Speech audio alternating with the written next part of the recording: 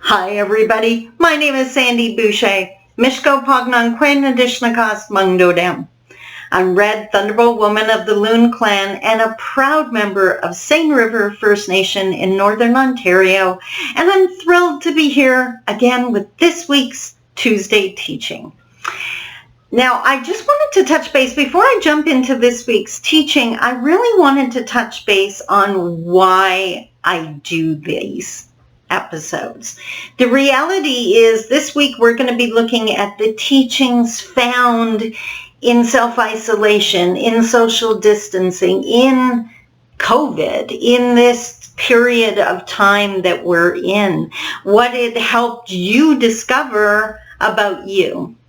Now, if you've watched any of my videos or taken any of my training, you know that my mom taught me that there's a teaching in absolutely everything.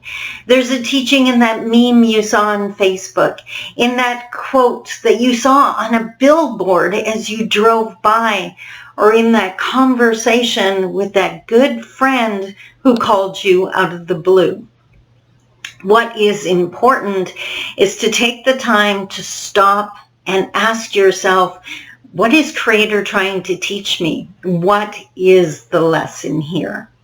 Now, why is that so important? Why do I just want you to adopt the Anishinaabe way of doing things? No, that's not it at all. I want you to be incredibly proud of whatever culture you belong to. But I know for a fact, through personal experience, that the more self-esteem, the more confidence you have, the more you build your wisdom, the easier your life journey becomes. For example, this pandemic has not been easy for me. There have definitely been rough days, but it's been way easier than it has been for other people. And I want to take a second and just send out prayers to people who have, God forbid, lost someone to COVID, to the people that have found themselves sick. I have seen so many sharings of just how absolutely overwhelming that positive test result is. And my heart and prayers go out to those people, and to those people who have had loved ones that tested positive, no matter whether they came out of it fine or not, and I really pray they did. That is an emotional roller coaster that I have not had to go on, and I don't want to imply in any way, shape, or form that my journey has been anywhere near as challenging as those people. That's a challenging journey. But for most of us, that hasn't been our reality. We are looking at inconvenience. We had to give up things.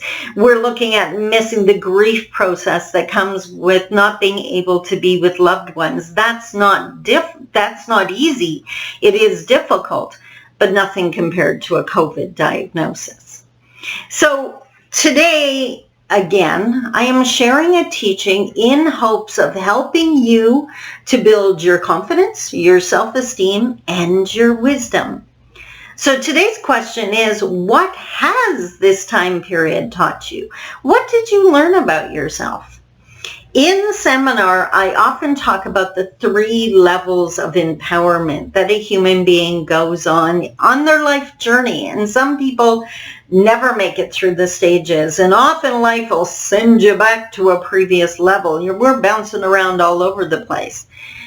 What I'm talking about, and I'm using some handy-dandy cue cards today, so the people watching this as a video will see them. For the audio version, don't worry, I'm going to tell you what the cue card says.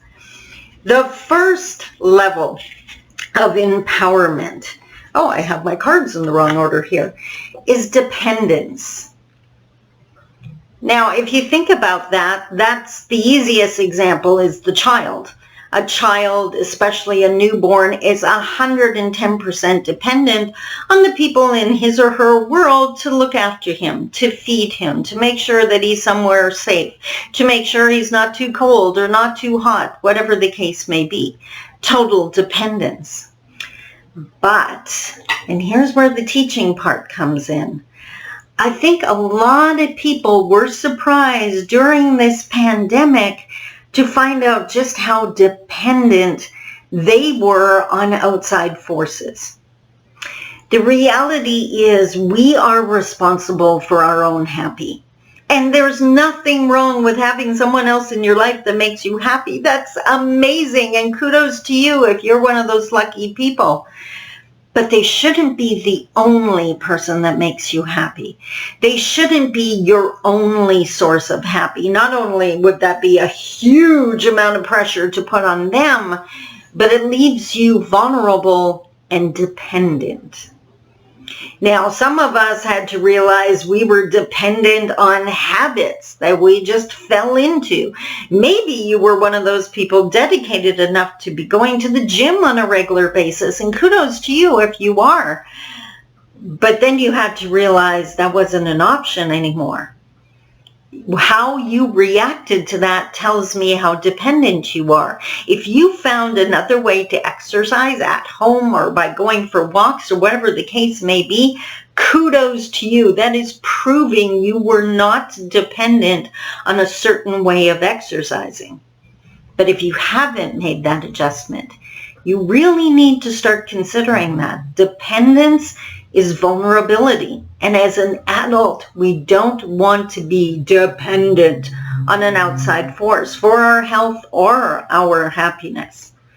Now, the next level, and unfortunately, I'm going to talk about it in a second here, but unfortunately, this is the level way too many people attain and then stop, not realizing there's a higher level. The next level is independence. And I know a lot of people that take great pride in their independence. I'm an incredibly independent person. I live alone. I run my own company. I have amazing friends, but I don't depend on them. Independence, unfortunately, is the one I see in a lot of adults who have had a relationship fall apart, and now they're kind of bitter, and they're saying things like, I don't need anybody, I don't depend on anyone, they're always going to disappoint you. Does that even sound healthy? Of course not. My mom would be the first to say if we weren't meant to communicate with people, Creator wouldn't have given us a mouth and ears. We have the ability to communicate because life gets a lot easier when you do it with other people. And that's the final level, which is interdependence. Nobody has control in this situation. It is totally reciprocal. I have many amazing interdependent relationships. They don't expect things of me, but they count on me to be their friend, and I count on them to be my friend. We're there for each other. I have no issue racing to be by their side if they need me, and I know they're going to do the same for me. It's not expected. No one controls the relationship. It's healthy. If I don't get to see them for a period of time, I know it's just life happening and they're doing what they have to be doing. I don't take that as a personal shot because I'm independent. I love having them in my life. I want them in my life. I trust them to be in my life. That's the kind of relationships we need to build with our coworkers, with our family members, and with our partner. You need someone you know is going to have your back, and you need to have their back. You don't need to be controlled by someone, and you don't need to control them, because that just kicks things into a whole new unhealthy area. So where are you standing? What has this pandemic taught you? Are you dependent? Are you independent and maybe you need to work to get to that higher level? Or are you truly enjoying interdependence? Now, what else did you learn about yourself in this time period? One of the things that a lot of people had to face was how much they value themselves.